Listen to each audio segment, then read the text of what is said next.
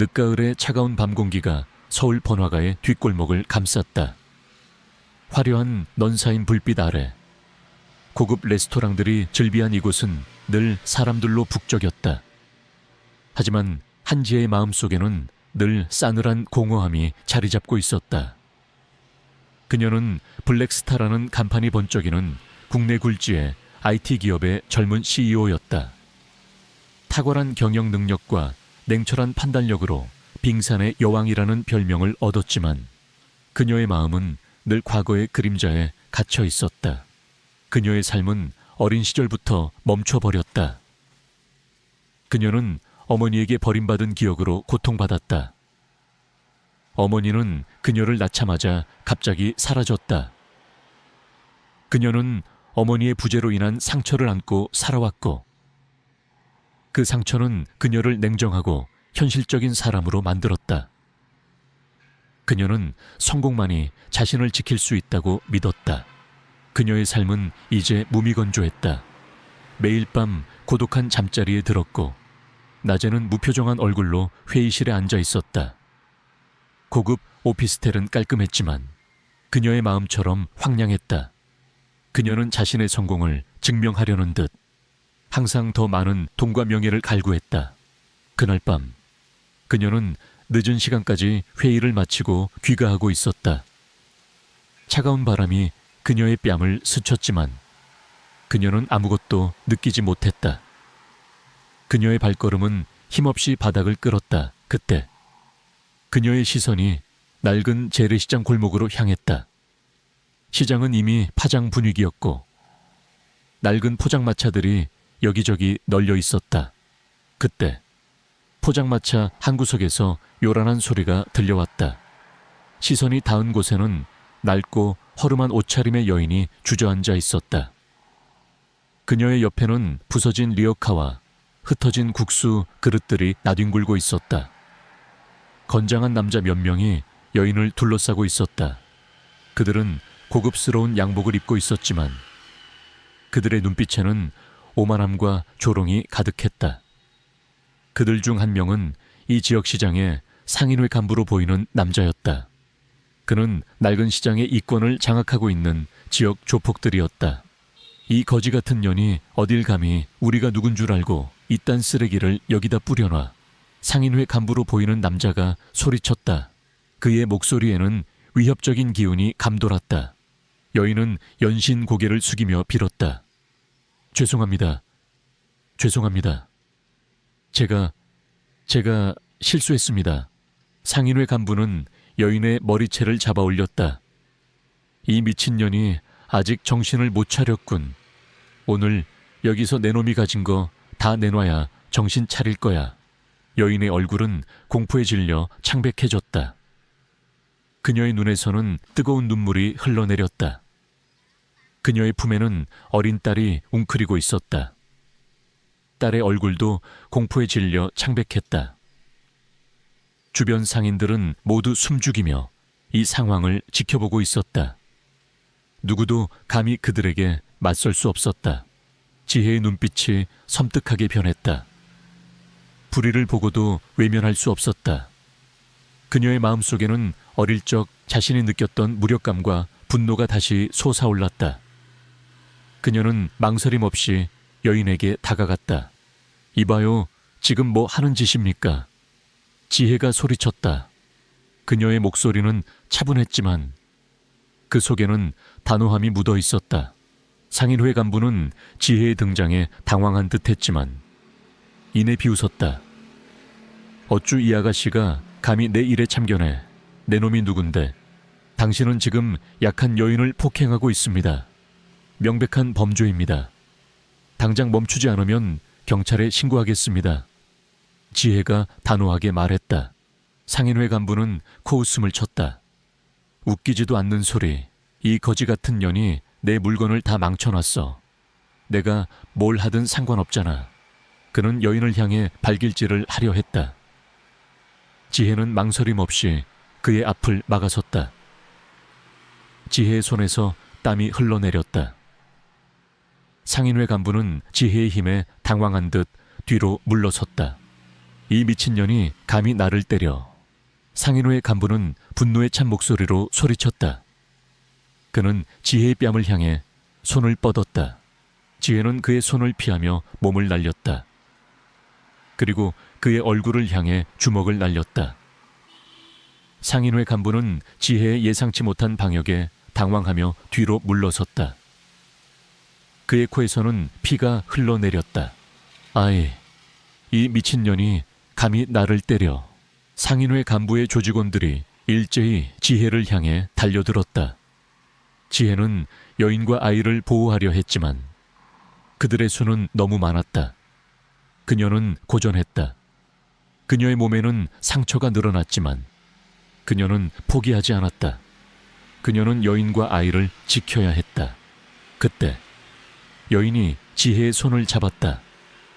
여인의 손은 거칠고 투박했지만 그 속에는 알 수 없는 따뜻한 온기가 느껴졌다.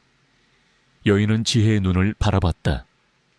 그녀의 눈빛은 감사함과 함께 알 수 없는 깊은 의미를 담고 있었다. 고마워요, 아가씨. 여인의 목소리는 희미했지만 그 속에는 진심이 담겨 있었다. 상인회 간부는 여인과 지혜를 향해 맹렬하게 공격을 퍼부었다. 지혜는 여인을 품에 안은 채 그들의 공격을 막아냈다. 그때 멀리서 요란한 사이렌 소리가 들려왔다. 경찰차였다. 상인회 간부의 조직원들은 경찰의 등장에 당황하며 도주하기 시작했다. 상인회 간부도 비열하게 웃으며 사라졌다. 경찰이 도착했고 여인과 지혜는 응급처치를 받았다. 여인은 다행히 큰 부상은 아니었다. 지혜는 여인을 끌어안았다. 여인의 몸은 차갑고 거칠었지만 그 속에서 희미한 떨림이 느껴졌다. 그날 이후 지혜의 삶은 다시 시작되었다. 그녀는 여인과 아이를 구한 일에 대해 깊은 만족감을 느꼈다. 하지만 그녀의 마음속에는 알 수 없는 불안감이 맴돌았다. 상인회 간부의 마지막 경고가 그녀의 뇌리에서 떠나지 않았다. 오늘 일 잊지 않을 거야. 반드시 그 대가를 치르게 될 거야. 지혜는 직감했다. 이 사건은 결코 여기서 끝나지 않을 것이라고. 그리고 그녀는 이 모든 것을 끝내야 한다고 다짐했다. 늦가을의 차가운 밤 공기가 서울 번화가의 뒷골목을 감쌌다. 화려한 넌사인 불빛 아래 고급 레스토랑들이 즐비한 이곳은 늘 사람들로 북적였다. 하지만 한지의 마음속에는 늘 싸늘한 공허함이 자리 잡고 있었다. 그녀는 블랙스타라는 간판이 번쩍이는 국내 굴지의 IT 기업의 젊은 CEO였다. 탁월한 경영 능력과 냉철한 판단력으로 빙산의 여왕이라는 별명을 얻었지만 그녀의 마음은 늘 과거의 그림자에 갇혀 있었다. 그녀의 삶은 어린 시절부터 멈춰버렸다. 그녀는 어머니에게 버림받은 기억으로 고통받았다. 어머니는 그녀를 낳자마자 갑자기 사라졌다. 그녀는 어머니의 부재로 인한 상처를 안고 살아왔고 그 상처는 그녀를 냉정하고 현실적인 사람으로 만들었다. 그녀는 성공만이 자신을 지킬 수 있다고 믿었다. 그녀의 삶은 이제 무미건조했다. 매일 밤 고독한 잠자리에 들었고 낮에는 무표정한 얼굴로 회의실에 앉아 있었다. 고급 오피스텔은 깔끔했지만 그녀의 마음처럼 황량했다. 그녀는 자신의 성공을 증명하려는 듯 항상 더 많은 돈과 명예를 갈구했다. 그날 밤 그녀는 늦은 시간까지 회의를 마치고 귀가하고 있었다. 차가운 바람이 그녀의 뺨을 스쳤지만 그녀는 아무것도 느끼지 못했다. 그녀의 발걸음은 힘없이 바닥을 끌었다. 그때 그녀의 시선이 낡은 재래시장 골목으로 향했다. 시장은 이미 파장 분위기였고 낡은 포장마차들이 여기저기 널려 있었다. 그때 포장마차 한 구석에서 요란한 소리가 들려왔다. 시선이 닿은 곳에는 낡고 허름한 옷차림의 여인이 주저앉아 있었다. 그녀의 옆에는 부서진 리어카와 흩어진 국수, 그릇들이 나뒹굴고 있었다. 건장한 남자 몇 명이 여인을 둘러싸고 있었다. 그들은 고급스러운 양복을 입고 있었지만 그들의 눈빛에는 오만함과 조롱이 가득했다. 그들 중 한 명은 레스토랑의 지배인으로 보이는 남자였다. 그는 낡은 시장의 이권을 장악하고 있는 지역 조폭들이었다. 이 거지 같은 년이 어딜 감히 우리가 누군 줄 알고 이딴 쓰레기를 여기다 뿌려놔. 상인회 간부로 보이는 남자가 소리쳤다. 그의 목소리에는 위협적인 기운이 감돌았다. 여인은 연신 고개를 숙이며 빌었다. 죄송합니다. 죄송합니다. 제가 실수했습니다. 상인회 간부는 여인의 머리채를 잡아 올렸다. 이 미친년이 아직 정신을 못 차렸군. 오늘 여기서 내 놈이 가진 거 다 내놔야 정신 차릴 거야. 여인의 얼굴은 공포에 질려 창백해졌다. 그녀의 눈에서는 뜨거운 눈물이 흘러내렸다. 그녀의 품에는 어린 딸이 웅크리고 있었다. 딸의 얼굴도 공포에 질려 창백했다. 주변 상인들은 모두 숨죽이며 이 상황을 지켜보고 있었다. 누구도 감히 그들에게 맞설 수 없었다. 지혜의 눈빛이 섬뜩하게 변했다. 불의를 보고도 외면할 수 없었다. 그녀의 마음속에는 어릴 적 자신이 느꼈던 무력감과 분노가 다시 솟아올랐다. 그녀는 망설임 없이 여인에게 다가갔다. 이봐요, 지금 뭐 하는 짓입니까? 지혜가 소리쳤다. 그녀의 목소리는 차분했지만 그 속에는 단호함이 묻어 있었다. 상인회 간부는 지혜의 등장에 당황한 듯 했지만 이내 비웃었다. 어쭈, 이 아가씨가 감히 내 일에 참견해. 내 놈이 누군데? 당신은 지금 약한 여인을 폭행하고 있습니다. 명백한 범죄입니다. 당장 멈추지 않으면 경찰에 신고하겠습니다. 지혜가 단호하게 말했다. 상인회 간부는 코웃음을 쳤다. 웃기지도 않는 소리. 이 거지 같은 년이 내 물건을 다 망쳐놨어. 내가 뭘 하든 상관없잖아. 그는 여인을 향해 발길질을 하려 했다. 지혜는 망설임 없이 그의 앞을 막아섰다. 지혜의 손에서 땀이 흘러내렸다. 상인회 간부는 지혜의 힘에 당황한 듯 뒤로 물러섰다. 이 미친년이 감히 나를 때려. 상인회 간부는 분노의 찬 목소리로 소리쳤다. 그는 지혜의 뺨을 향해 손을 뻗었다. 지혜는 그의 손을 피하며 몸을 날렸다. 그리고 그의 얼굴을 향해 주먹을 날렸다. 상인회 간부는 지혜의 예상치 못한 방역에 당황하며 뒤로 물러섰다. 그의 코에서는 피가 흘러내렸다. 이 미친년이 감히 나를 때려. 상인회 간부의 조직원들이 일제히 지혜를 향해 달려들었다. 지혜는 여인과 아이를 보호하려 했지만 그들의 수는 너무 많았다. 그녀는 고전했다. 그녀의 몸에는 상처가 늘어났지만 그녀는 포기하지 않았다. 그녀는 여인과 아이를 지켜야 했다. 그때 여인이 지혜의 손을 잡았다. 여인의 손은 거칠고 투박했지만 그 속에는 알 수 없는 따뜻한 온기가 느껴졌다. 여인은 지혜의 눈을 바라봤다. 그녀의 눈빛은 감사함과 함께 알 수 없는 깊은 의미를 담고 있었다. 고마워요, 아가씨. 여인의 목소리는 희미했지만 그 속에는 진심이 담겨 있었다. 상인회 간부는 여인과 지혜를 향해 맹렬하게 공격을 퍼부었다. 지혜는 여인을 품에 안은 채 그들의 공격을 막아냈다. 그때 멀리서 요란한 사이렌 소리가 들려왔다. 경찰차였다. 상인회 간부의 조직원들은 경찰의 등장에 당황하며 도주하기 시작했다. 상인회 간부도 비열하게 웃으며 사라졌다. 경찰이 도착했고 여인과 지혜는 응급처치를 받았다. 여인은 다행히 큰 부상은 아니었다. 지혜는 여인을 끌어안았다. 여인의 몸은 차갑고 거칠었지만 그 속에서 희미한 떨림이 느껴졌다. 그날 이후 지혜의 삶은 다시 시작되었다. 그녀는 여인과 아이를 구한 일에 대해 깊은 만족감을 느꼈다. 하지만 그녀의 마음속에는 알 수 없는 불안감이 맴돌았다. 상인회 간부의 마지막 경고가 그녀의 뇌리에서 떠나지 않았다. 오늘 일 잊지 않을 거야. 반드시 그 대가를 치르게 될 거야. 지혜는 직감했다. 이 사건은 결코 여기서 끝나지 않을 것이라고.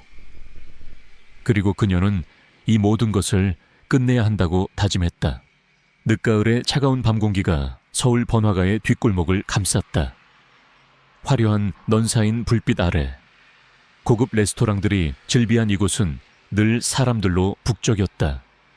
하지만 한지의 마음속에는 늘 싸늘한 공허함이 자리 잡고 있었다. 그녀는 블랙스타라는 간판이 번쩍이는 국내 굴지의 IT 기업의 젊은 CEO였다. 탁월한 경영 능력과 냉철한 판단력으로 빙산의 여왕이라는 별명을 얻었지만 그녀의 마음은 늘 과거의 그림자에 갇혀 있었다. 그녀의 삶은 어린 시절부터 멈춰버렸다. 그녀는 어머니에게 버림받은 기억으로 고통받았다. 어머니는 그녀를 낳자마자 갑자기 사라졌다.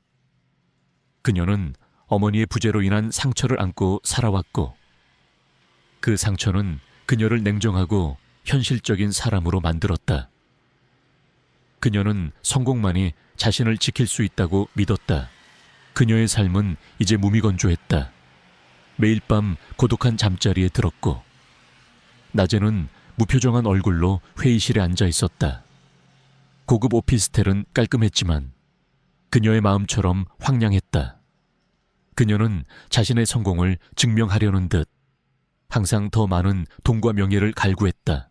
그날 밤 그녀는 늦은 시간까지 회의를 마치고 귀가하고 있었다. 차가운 바람이 그녀의 뺨을 스쳤지만 그녀는 아무것도 느끼지 못했다. 그녀의 발걸음은 힘없이 바닥을 끌었다.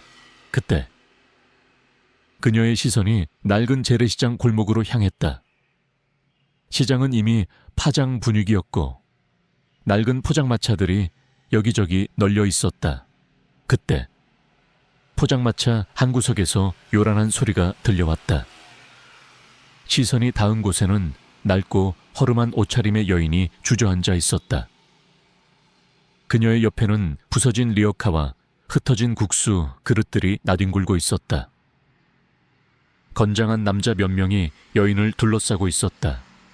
그들은 고급스러운 양복을 입고 있었지만 그들의 눈빛에는 오만함과 조롱이 가득했다. 그들 중 한 명은 레스토랑의 지배인으로 보이는 남자였다. 그는 낡은 시장의 이권을 장악하고 있는 지역 조폭들이었다. 이 거지 같은 년이 어딜 감히 우리가 누군 줄 알고 이딴 쓰레기를 여기다 뿌려놔. 상인회 간부로 보이는 남자가 소리쳤다. 그의 목소리에는 위협적인 기운이 감돌았다. 여인은 연신 고개를 숙이며 빌었다. 죄송합니다. 제가 실수했습니다. 상인회 간부는 여인의 머리채를 잡아 올렸다. 이 미친년이 아직 정신을 못 차렸군. 오늘 여기서 내 놈이 가진 거 다 내놔야 정신 차릴 거야. 여인의 얼굴은 공포에 질려 창백해졌다. 그녀의 눈에서는 뜨거운 눈물이 흘러내렸다. 그녀의 품에는 어린 딸이 웅크리고 있었다. 딸의 얼굴도 공포에 질려 창백했다. 주변 상인들은 모두 숨죽이며 이 상황을 지켜보고 있었다. 누구도 감히 그들에게 맞설 수 없었다. 지혜의 눈빛이 섬뜩하게 변했다. 불의를 보고도 외면할 수 없었다. 그녀의 마음속에는 어릴 적 자신이 느꼈던 무력감과 분노가 다시 솟아올랐다. 그녀는 망설임 없이 여인에게 다가갔다. 이봐요, 지금 뭐 하는 짓입니까? 지혜가 소리쳤다. 그녀의 목소리는 차분했지만 그 속에는 단호함이 묻어 있었다. 상인회 간부는 지혜의 등장에 당황한 듯 했지만 이내 비웃었다. 어쭈 이 아가씨가 감히 내 일에 참견해. 내 놈이 누군데. 당신은 지금 약한 여인을 폭행하고 있습니다. 명백한 범죄입니다. 당장 멈추지 않으면 경찰에 신고하겠습니다. 지혜가 단호하게 말했다. 상인회 간부는 코웃음을 쳤다. 웃기지도 않는 소리. 이 거지 같은 년이 내 물건을 다 망쳐놨어. 내가 뭘 하든 상관없잖아. 그는 여인을 향해 발길질을 하려 했다. 지혜는 망설임 없이 그의 앞을 막아섰다. 지혜의 손에서 땀이 흘러내렸다. 상인회 간부는 지혜의 힘에 당황한 듯 뒤로 물러섰다. 이 미친년이 감히 나를 때려. 상인회 간부는 분노에 찬 목소리로 소리쳤다. 그는 지혜의 뺨을 향해 손을 뻗었다. 지혜는 그의 손을 피하며 몸을 날렸다. 그리고 그의 얼굴을 향해 주먹을 날렸다. 상인회 간부는 지혜의 예상치 못한 방역에 당황하며 뒤로 물러섰다. 그의 코에서는 피가 흘러내렸다. 이 미친년이 감히 나를 때려. 상인회 간부의 조직원들이 일제히 지혜를 향해 달려들었다. 지혜는 여인과 아이를 보호하려 했지만 그들의 수는 너무 많았다. 그녀는 고전했다. 그녀의 몸에는 상처가 늘어났지만 그녀는 포기하지 않았다. 그녀는 여인과 아이를 지켜야 했다. 그때 여인이 지혜의 손을 잡았다. 여인의 손은 거칠고 투박했지만 그 속에는 알 수 없는 따뜻한 온기가 느껴졌다. 여인은 지혜의 눈을 바라봤다. 그녀의 눈빛은 감사함과 함께 알 수 없는 깊은 의미를 담고 있었다. 고마워요. 아가씨. 여인의 목소리는 희미했지만 그 속에는 진심이 담겨 있었다. 상인회 간부는 여인과 지혜를 향해 맹렬하게 공격을 퍼부었다. 지혜는 여인을 품에 안은 채 그들의 공격을 막아냈다.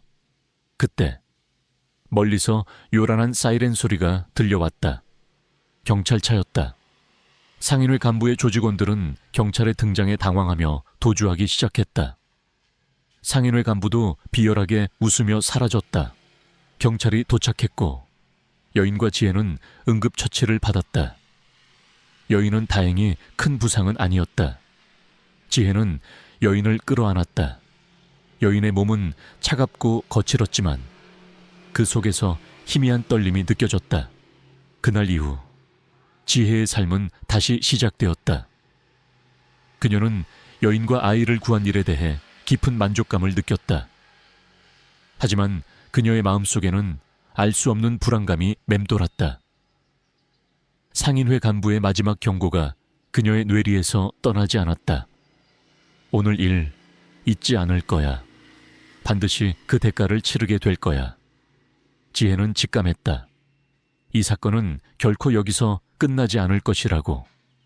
그리고 그녀는 이 모든 것을 끝내야 한다고 다짐했다. 지하 실험실은 팽팽한 긴장감으로 가득 찼다. 최강우의 비열한 웃음과 무장한 조직원들의 위협적인 시선이 지혜를 짓눌렀다. 하지만 지혜의 눈빛은 흔들림 없었다. 어머니의 죽음, 이진우의 희생, 그리고 민호의 고통, 이 모든 것을 끝내야 한다는 결의가 그녀의 심장을 뜨겁게 달구었다. 그녀의 심장 속에서 블랙스타 펜던트가 희미하게 빛나는 듯했다. 감히 나의 위대한 걸작을 방해하려 해. 어리석은 것들. 이 아이는 세이렌 프로젝트의 최종 완성본이다. 이 아이를 깨우면 모든 것이 파괴될 거야. 최강우의 목소리는 광기로 가득했다. 그의 손에는 주사기가 들려 있었고 민호가 쓰러져 있는 침대를 향해 다가갔다. 지혜는 충격에 빠졌다. 민호가 살아있었다니. 그리고 최강우는 민호를 이용해 세이렌 프로젝트의 최종 목표를 완성하려 했던 것이다. 민호의 목덜미에 있는 뱀 문신이 섬뜩하게 번뜩였다. 녀석의 눈빛은 슬픔과 함께 간절함을 담고 있었다. 최강우는 주사기를 들어 민호에게 약물을 주입하려 했다. 지혜는 본능적으로 몸을 던졌다. 그녀는 최강우를 향해 달려들었고 그와 몸싸움을 벌였다. 최강우의 힘은 예상외로 강했다. 광기에 휩싸인 그의 눈은 더욱 붉게 빛났다. 그의 팔에는 뱀 문신이 선명하게 새겨져 있었다. 지혜의 악몽 속에 등장했던 바로 그 그림자 같은 남자였다. 감히 나의 실험을 방해하려 해. 이 미물 따위가. 최강우가 소리쳤다. 최강우는 지혜의 목을 움켜쥐었다. 지혜는 숨이 막혔다. 그녀의 머릿속에는 어머니와 이진우, 그리고 민호의 모습이 교차했다. 그녀는 이대로 포기할 수 없었다. 그녀는 블랙스타 펜던트를 꽉 움켜쥐었다. 펜던트에서 뿜어져 나오는 빛은 이제 그녀의 눈을 붉게 물들였다. 그녀의 눈빛은 분노와 복수심으로 이글거렸다. 그녀는 이 모든 것을 끝내야 했다. 그때 민호가 최강우를 향해 맹렬하게 달려들었다. 녀석은 최강우의 팔에 새겨진 뱀 문신을 향해 이빨을 드러냈다. 뱀 문신은 검은 피를 흘리며 일그러졌다. 최강우는 고통에 절규하며 뒤로 물러섰다. 그의 힘은 약해지는 듯했다. 민호는 유리관이 파괴되자 최강우의 다리를 물고 놓지 않았다. 녀석은 최강우를 향해 격렬하게 낑낑거렸다. 녀석의 눈빛은 최강우를 향한 증오와 함께 지혜를 향한 믿음으로 가득했다. 민호는 최강우에게서 지혜를 보호하려는 듯 자신의 몸을 던져 최강우의 공격을 막아냈다. 최강우는 자신이 만든 걸작이 파괴되는 것을 보고 절규했다. 아니야, 나의 세일엔 나의 꿈이. 그 순간 김서연 회장이 경찰 특공대와 함께 실험실 안으로 진입했다. 김서연 회장은 지혜의 마지막 연락을 받고 지원 요청을 했던 것이다. 경찰 특공대는 최강우와 그의 조직원들을 모두 체포했다. 최강우는 자신이 아난타 조직의 핵심 인물임을 자백했고 세일앤 프로젝트를 통해 새로운 초인들을 만들어 아난타의 부활을 꿈꿨다고 실토했다. 그는 민호를 납치하여 그의 특별한 유전자를 이용해 실험을 진행했으며 그를 이용하여 그들의 비밀을 지키려 했음을 털어놓았다. 아난타 조직은 마침내 완전히 뿌리 뽑혔다. 그들의 모든 비밀과 잔혹한 범죄들이 세상에 드러났고 그들은 법의 심판을 받게 되었다. 지혜는 민호를 끌어안았다. 민호는 약물 부작용으로 인해 쇠약했지만 지혜의 따뜻한 온기에 안정을 찾는 듯했다. 민호는 병원으로 이송되었고 뱀의 눈물을 이용한 치료를 통해 건강을 되찾았다. 박수진과 민호의 부모는 지혜에게 감사 인사를 전하며 눈물을 흘렸다. 지혜는 이제 더 이상 과거의 그림자에 갇혀있지 않았다. 그녀는 민호의 희생과 이진우의 헌신, 그리고 어머니의 비극을 기억하며 새로운 삶을 살아가기로 결심했다. 그녀의 곁에는 박수진과 민호, 그리고 구출된 아이들, 그리고 그녀의 심장 속에는 어머니와 이진우의 영혼이 살아 숨쉬고 있었다. 그녀는 이제 단순한 CEO가 아니었다. 민호가 선택한 정의를 수호하는 이 세상의 진정한 영웅으로 그녀의 새로운 삶은 이제 막 시작되었다. 그녀는 어둠을 밝히는 한 줄기 빛이 되어 민호의 희생이 결코 헛되지 않았음을 증명할 것이었다. 연구소 지하 실험실은 팽팽한 긴장감으로 가득 찼다. 최강우의 비열한 웃음과 무장한 조직원들의 위협적인 시선이 지혜를 짓눌렀다. 하지만 지혜의 눈빛은 흔들림 없었다. 어머니의 죽음, 이진우의 희생, 그리고 민호의 고통, 이 모든 것을 끝내야 한다는 결의가 그녀의 심장을 뜨겁게 달구었다. 그녀의 심장 속에서 블랙스타 펜던트가 희미하게 빛나는 듯했다. 내 놈의 추악한 야망은 여기서 끝이다. 지혜는 펜던트를 꽉 움켜쥐고 최강우를 향해 달려들었다. 펜던트에서 뿜어져 나오는 빛은 이제 그녀의 눈을 붉게 물들였다. 최강우는 지혜의 예상치 못한 공격에 당황하며 총을 빼들어 겨눴다. 총성이 울려 퍼졌다. 지혜는 펜던트에서 뿜어져 나오는 힘을 이용해 총알을 피했다. 그녀의 움직임은 예측 불가능했고 그녀의 주먹은 강력했다. 최강우는 지혜의 예상치 못한 힘에 당황하며 뒤로 물러섰다. 조직원들이 일제히 지혜를 향해 달려들었지만 지혜는 펜던트의 힘을 이용해 그들을 압도했다. 그녀의 몸은 마치 그림자처럼 유연하게 움직였고 그녀의 주먹은 번개처럼 빠르고 정확했다. 조직원들은 속수무책으로 당할 수밖에 없었다. 최강우는 상황이 불리해지자 비열하게 웃으며 실험실 중앙에 있는 거대한 유리관을 향해 손을 뻗었다. 유리관 안에는 알 수 없는 액체가 가득 차 있었고 그 속에는 작고 어린아이가 잠들어 있었다.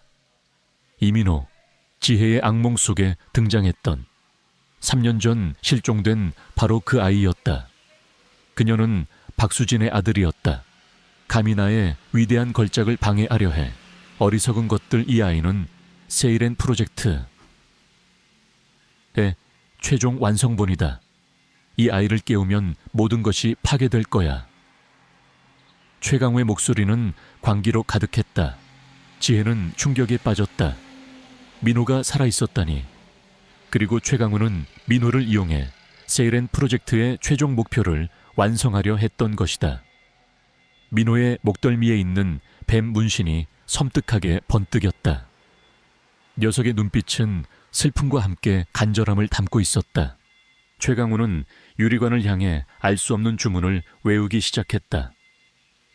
유리관 안의 액체가 격렬하게 흔들리더니 잠들어 있던 민호의 눈이 천천히 뜨였다. 민호의 눈동자는 붉게 빛나고 있었다. 안 돼, 저 아이를 깨우면 안 됩니다. 지혜가 절규했다. 저 아이는 아직 통제불능 상태입니다. 깨어나면 모든 것을 파괴할 겁니다. 지혜는 최강우를 향해 달려들었다. 하지만 최강우의 손에서 뿜어져 나오는 어둠의 에너지가 지혜를 덮쳤다. 지혜는 쓰러졌다. 그의 몸은 움직일 수 없었다. 최강우는 지혜를 내려다보며 비열하게 웃었다. 이제 모든 것이 끝났다. 내 놈의 어머니처럼 여기서 죽어라. 최강우는 지혜의 목을 움켜쥐었다. 지혜는 숨이 막혔다. 그녀의 머릿속에는 어머니와 이진우 그리고 민호의 모습이 교차했다. 그녀는 이대로 포기할 수 없었다.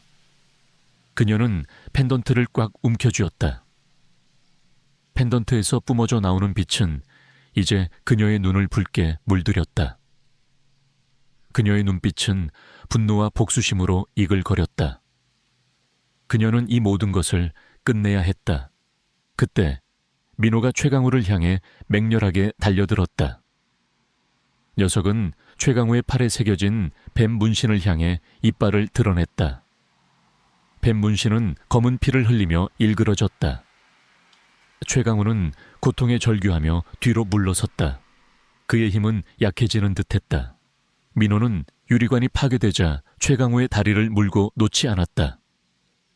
녀석은 최강우를 향해 격렬하게 낑낑거렸다. 녀석의 눈빛은 최강우를 향한 증오와 함께 지혜를 향한 믿음으로 가득했다. 민호는 최강우에게서 지혜를 보호하려는 듯 자신의 몸을 던져 최강우의 공격을 막아냈다. 최강우는 자신이 만든 걸작이 파괴되는 것을 보고 절규했다. 아니야, 나의 세이렌, 나의 꿈이. 그 순간 김서연 회장이 경찰 특공대와 함께 실험실 안으로 진입했다. 김서연 회장은 지혜의 마지막 연락을 받고 지원 요청을 했던 것이다. 경찰 특공대는 최강우와 그의 조직원들을 모두 체포했다. 최강우는 자신이 아난타 조직의 핵심 인물임을 자백했고 세이렌 프로젝트를 통해 새로운 초인들을 만들어 아난타의 부활을 꿈꿨다고 실토했다. 그는 민호를 납치하여 그의 특별한 유전자를 이용해 실험을 진행했으며 그를 이용하여 그들의 비밀을 지키려 했음을 털어놓았다. 아난타 조직은 마침내 완전히 뿌리 뽑혔다. 그들의 모든 비밀과 잔혹한 범죄들이 세상에 드러났고 그들은 법의 심판을 받게 되었다. 지혜는 민호를 끌어안았다. 민호는 약물 부작용으로 인해 쇠약했지만 지혜의 따뜻한 온기에 안정을 찾는 듯했다. 민호는 병원으로 이송되었고 뱀의 눈물을 이용한 치료를 통해 건강을 되찾았다. 박수진과 민호의 부모는 지혜에게 감사 인사를 전하며 눈물을 흘렸다. 지혜는 이제 더 이상 과거의 그림자에 갇혀 있지 않았다. 그녀는 민호의 희생과 이진우의 헌신, 그리고 어머니의 비극을 기억하며 새로운 삶을 살아가기로 결심했다. 그녀의 곁에는 박수진과 민호, 그리고 구출된 아이들, 그리고 그녀의 심장 속에는 어머니와 이진우의 영혼이 살아 숨쉬고 있었다. 그녀는 이제 단순한 CEO가 아니었다. 민호가 선택한 정의를 수호하는 이 세상의 진정한 영웅으로. 그녀의 새로운 삶은 이제 막 시작되었다. 그녀는 어둠을 밝히는 한 줄기 빛이 되어 민호의 희생이 결코 헛되지 않았음을 증명할 것이었다. 지하 실험실에서의 치열한 전투 끝에 최강우와 그의 조직원들은 모두 체포되었고 이민호를 비롯한 아이들은 무사히 구출되었다. 아난타 조직의 세이렌 프로젝트라는 잔혹한 실체가 만천에 드러났고 세상은 그들의 악행에 경악했다. 한지혜는 어머니의 억울함을 풀고 이진우의 희생을 헛되이 하지 않기 위해 모든 것을 바쳤다. 그녀는 이제 더 이상 과거의 그림자에 갇혀 있지 않았다. 그러나 그녀의 마음속에는 여전히 묵직한 책임감이 자리 잡고 있었다. 아난타 조직의 뿌리가 완전히 뽑혔을까? 언론은 연일 지혜의 용감한 활약과 민호의 기적 같은 회복을 보도했다. 지혜는 정의의 수호자로, 민호는 희망의 아이로 불리며 국민적 영웅이 되었다. 구출된 아이들은 뱀의 눈물을 이용한 치료 덕분에 건강을 되찾았고 가족들의 품으로 돌아갔다. 지혜는 그들의 해맑은 웃음을 보며 깊은 안도감을 느꼈다. 하지만 지혜는 알고 있었다. 최강우가 체포되었지만 그가 아난타 조직의 최고 수뇌부는 아니라는 것을. 그의 배후에는 더욱 거대한 그림자가 숨어 있을 터였다. 민호의 목덜미에 있는 뱀 문신. 그것은 아난타 조직의 표식이었지만 그 문양은 마치 계급을 나타내는 듯 미묘하게 달랐다. 지혜는 아난타의 진짜 두목을 찾아내고 그들의 모든 악행을 끝내야 한다고 생각했다. 김서연 회장은 지혜의 든든한 조력자가 되어주었다. 그녀는 최강우의 자백과 압수된 증거들을 분석하며 아난타 조직의 실체를 파헤쳤다. 그들은 아난타가 전 세계적으로 활동하는 거대한 범죄 조직이며 각국의 고위층 인사들과 연결되어 있음을 알아냈다. 그들은 막강한 자금력과 함께 비밀스러운 연구시설과 무장 세력을 보유하고 있었다. 수사 과정은 험난했다. 아난타 조직의 잔당들은 교활했고 그들의 흔적은 철저히 은폐되어 있었다. 그들은 김서연 회장과 지혜의 목숨까지 위협하며 수사를 방해했다. 지혜는 블랙스타 펜던트가 떨리는 것을 느꼈다. 펜던트는 위험이 다가올 때마다 경고를 보냈고 그들을 안전하게 이끌었다. 이진우의 영혼이 그녀의 곁에서 그녀를 지키는 듯했다. 며칠 밤낮 없이 조사한 끝에 그들은 아난타 조직의 진짜 두목이 그림자 제왕 자린이라는 인물이라는 사실을 알아냈다. 그림자 제왕은 겉으로는 존경받는 재계의 거물이자 자선사업가로 알려져 있었지만 실상은 아난타 조직의 창시자이자 모든 음모의 배후였다.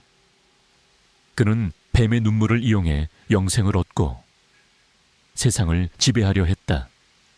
그의 팔에는 가장 크고 화려한 뱀 문신이 선명하게 새겨져 있었다. 지혜는 그림자 제왕의 존재를 알게 되자마자 분노에 휩싸였다. 어머니의 죽음, 이진우의 희생, 민호의 고통, 그리고 수많은 아이들의 희생. 이 모든 비극의 근원이 바로 그림자 제왕이었다. 그녀는 그를 잡고 아난타 조직의 모든 악행을 끝내야 한다고 생각했다. 김소연 회장은 그림자 제왕의 체포를 위해 경찰 특공대와 함께 작전을 계획했다. 그림자 제왕은 서울 도심에 위치한 자신의 초고층 빌딩 최상층에 비밀 거점을 두고 있었다. 빌딩은 삼엄한 경비 시스템과 첨단 방어 시설로 보호되고 있었고 침입은 불가능에 가까웠다. 그날 밤 지혜와 김서연 회장 그리고 경찰 특공대는 그림자 제왕의 비밀 거점으로 향했다. 어둠 속에서 빌딩은 거대한 그림자를 들이우고 있었다. 지혜는 블랙스타 펜던트가 떨리는 것을 느꼈다. 펜던트에서 뿜어져 나오는 빛은 이제 그녀의 눈을 붉게 물들였다. 이진우의 영혼이 그녀의 곁에서 함께 싸우는 듯했다. 경찰 특공대가 빌딩 안으로 진입했다. 하지만 그림자 제왕은 이미 그들의 침입을 감지하고 있었다. 빌딩 내부는 순식간에 아수라장이 되었다. 무장한 경호원들이 사방에서 나타나 그들을 공격했다. 지혜는 블랙스타 펜던트의 힘을 이용해 그들을 압도했다. 그녀의 움직임은 예측 불가능했고 그녀의 주먹은 강력했다. 그녀는 경호원들을 제압하며 그림자 제왕의 거점으로 향했다. 그들이 도착한 곳은 빌딩 최상층에 위치한 그림자 제왕의 개인 집무실이었다. 집무실은 화려하고 웅장했지만 그 안에서 느껴지는 음산한 기운은 지혜의 온몸에 소름을 돋게 했다. 집무실 중앙에는 거대한 책상이 놓여 있었고 그 뒤에 그림자 제왕이 앉아 있었다. 그의 팔에는 가장 크고 화려한 뱀 문신이 선명하게 새겨져 있었다. 그의 눈빛은 냉혹하고 잔혹했다. 결국 여기까지 왔군. 백구의 힘을 가진 자여. 하지만 내 놈이 감히 나를 막을 수 있을 것 같으냐. 그림자 제왕이 비열하게 웃었다. 그의 목소리는 낮게 깔렸지만 그 속에는 세상을 지배하려는 광기가 담겨 있었다. 그는 지혜를 향해 손을 뻗었다. 그의 손에서 알 수 없는 에너지가 뿜어져 나왔다. 지혜는 본능적으로 몸을 피했다. 그림자 제왕의 힘은 예상외로 강했다. 그는 아난타 조직의 창시자이자 뱀의 눈물을 이용해 초월적인 능력을 얻은 존재였다. 그림자 제왕은 지혜에게 맹렬하게 공격을 퍼부었다. 지혜는 고전했다. 그녀의 움직임은 빠르고 정확했으며 그녀의 공격은 강력했다. 지혜의 몸은 상처투성이가 되었다. 하지만 그녀는 포기하지 않았다. 어머니의 죽음, 이진우의 희생, 그리고 수많은 아이들의 고통이 그녀에게 용기를 불어넣었다. 그녀는 블랙스타 펜던트를 꽉 움켜쥐었다. 펜던트에서 뿜어져 나오는 빛은 이제 그녀의 몸을 감싸는 듯했다. 그녀의 눈이 붉게 빛나기 시작했다. 그녀는 그림자 제왕의 공격을 피하며 그의 팔에 새겨진 뱀 문신을 향해 주먹을 날렸다. 뱀 문신이 새겨진 살같이 찢어지며 검은 피가 쏟아져 나왔다. 그림자 제왕은 고통에 절규하며 쓰러졌다. 그의 힘은 약해지는 듯했다. 이럴 수가 나의 힘이. 그때 경찰 특공대가 집무실 안으로 진입했다. 김소연 회장이 미리 지원 요청을 했던 것이다. 경찰 특공대는 그림자 제왕과 그의 마지막 조직원들을 모두 체포했다. 그림자 제왕은 자신이 아난타 조직의 창시자임을 자백했고 뱀의 눈물을 이용해 세상을 지배하려 했던 모든 야욕을 실토했다. 아난타 조직은 마침내 완전히 뿌리 뽑혔다. 그들의 모든 비밀과 잔혹한 범죄들이 세상에 드러났고 그들은 법의 심판을 받게 되었다. 아난타 조직의 모든 잔당들이 체포되고 세이렌 프로젝트의 모든 비밀이 만천에 드러나면서 세상은 오랜 혼란과 고통 끝에 마침내 평화를 되찾았다. 언론은 연일 정의의 승리를 보도했고 한지혜는 영웅으로 불리며 국민적 영웅이 되었다. 하지만 그녀의 마음속에는 이진우와 민호, 그리고 어머니의 묵직한 책임감과 함께 영원히 지워지지 않을 상처가 자리 잡고 있었다. 지혜는 더 이상 블랙스타의 CEO로 남지 않았다. 그녀는 과거의 그림자에 갇히고 싶지 않았다. 그녀는 자신의 성공과 돈이 진정한 행복을 가져다 주지 않는다는 것을 깨달았다. 그녀는 자신이 가진 모든 것을 이용해 어둠 속에 숨겨진 악을 찾아내고 약한 자들을 보호하는 그림자 수호자가 되기로 결심했다. 김서연 회장은 지혜의 선택을 지지하며 그녀의 든든한 조력자가 되어 그림자 수호자의 활동을 전폭적으로 지원하기로 했다. 그들은 첫 번째 임무로 오랫동안 미제 사건으로 남아있던 연쇄 실종 사건을 파헤치기 시작했다. 실종자들은 모두 특정 유전자를 가진 아이들이었고 그들은 모두 아난타 조직과 관련된 고아원에서 생활했던 아이들이었다. 지혜는 직감했다. 아난타 조직의 잔당들이 여전히 세이렌 프로젝트 브라라탈의 후속 작업을 진행하고 있을 것이라고. 지혜와 김서연 회장, 그리고 김영철 경위는 실종된 아이들의 부모들을 만났다. 부모들은 절망과 슬픔에 잠겨 있었다. 지혜는 그들의 고통을 누구보다 잘 이해했다. 그녀는 블랙스타 펜던트에서 뿜어져 나오는 온기를 느끼며 아이들을 반드시 찾아주겠다고 약속했다. 수사 과정은 험난했다. 아난타 조직의 잔당들은 교활했고 그들의 흔적은 희미했다. 하지만 지혜의 감각은 더욱 날카로워져 있었다. 그녀는 블랙스타 펜던트가 떨리는 방향으로 움직이며 어둠 속에 숨겨진 진실을 찾아 나갔다. 펜던트는 위험이 다가올 때마다 경고를 보냈고 그들을 안전하게 이끌었다. 며칠간의 추적 끝에 그들은 서울 외곽에 버려진 연구시설을 찾아냈다. 연구시설은 겉보기에는 낡고 허름했지만 그 안에는 첨단 장비들이 숨겨져 있었다. 지혜는 펜던트의 떨림을 느꼈다. 이곳이 바로 아난타 조직의 잔당들이 세이렌 프로젝트지하를 재개하고 있는 곳이었다. 지혜와 김서연 회장, 그리고 김영철 경위는 연구시설 안으로 잠입했다. 연구시설 내부는 미로처럼 복잡했고 낡은 실험 기구들이 음산한 분위기를 풍겼다. 그들은 소리 없이 움직이며 주변을 살폈다. 그때 희미한 아이들의 울음소리가 들려왔다. 아이들은 연구시설 깊숙한 곳에 감금되어 있었다. 지혜와 김서연 회장, 그리고 김영철 경위는 아이들의 울음소리를 따라갔다. 그들이 도착한 곳은 거대한 철창이 놓인 실험실이었다. 철창 안에는 실종된 아이들이 갇혀 있었고 그들은 모두 약물에 취한 듯 의식이 희미했다. 그리고 실험실 중앙에는 낡은 실험복을 입은 한 노인이 서 있었다. 노인의 팔에는 뱀 문신이 희미하게 새겨져 있었다. 그는 아난타 조직의 마지막 과학자,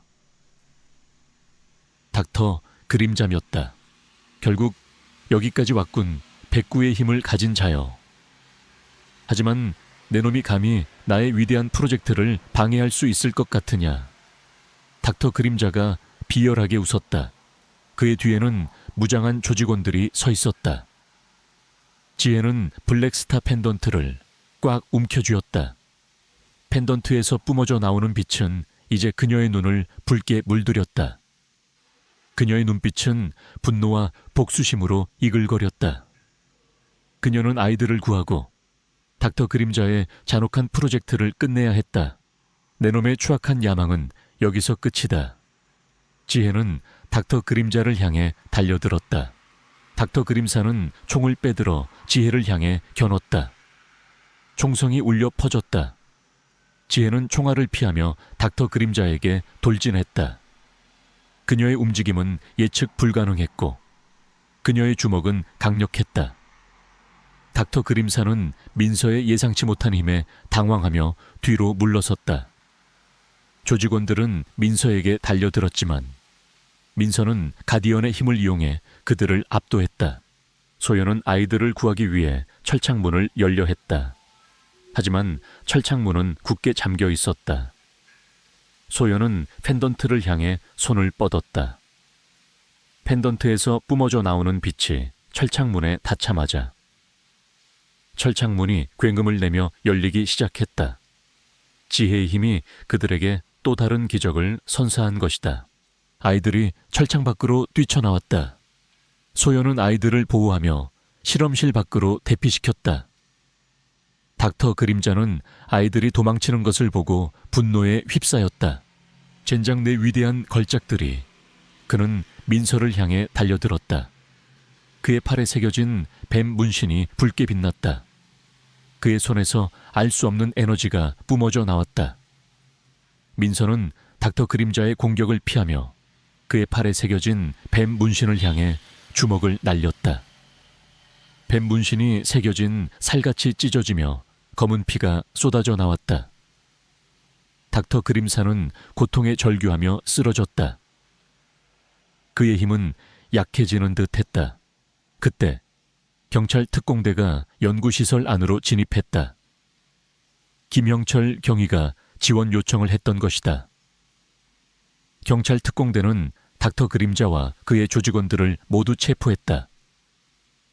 닥터 그림사는 자신이 아난타 조직의 마지막 잔당임을 자백했고 세이렌 프로젝트를 통해 새로운 초인들을 만들어 아난타의 부활을 꿈꿨다고 실토했다. 아난타 조직은 마침내 완전히 뿌리 뽑혔다. 그들의 모든 비밀과 잔혹한 범죄들이 세상에 드러났고 그들은 법의 심판을 받게 되었다. 지혜는 아이들을 끌어안았다. 아이들은 공포에 질려 떨고 있었지만 지혜의 따뜻한 온기에 안정을 찾는 듯했다. 아이들은 병원으로 이송되었고 뱀의 눈물을 이용한 치료를 통해 건강을 되찾았다. 부모들은 지혜에게 감사 인사를 전하며 눈물을 흘렸다. 지혜는 이제 더 이상 과거의 그림자에 갇혀있지 않았다. 그녀는 이진우와 민호 그리고 어머니의 희생을 기억하며 새로운 삶을 살아가기로 결심했다. 그녀는 블랙스타의 지분 대부분을 사회에 환원하고 남은 자산으로 희망재단을 설립했다. 희망재단은 아난타 조직으로부터 희생된 아이들을 돕고 사회의 어둠 속에 숨겨진 부조리를 파헤치며 정의를 실현하는 것을 목표로 했다. 그녀의 곁에는 박수진과 민호가 있었고 그녀의 심장 속에는 어머니와 이진우의 영혼이 살아 숨 쉬고 있었다. 그녀는 이제 단순한 CEO가 아니었다. 진정한 사랑과 정의를 수호하는 이 세상의 그림자 수호자로 그녀의 새로운 삶은 이제 막 시작되었다. 그녀는 어둠을 밝히는 한 줄기 빛이 되어 그들의 희생이 결코 헛되지 않았음을 증명할 것이었다.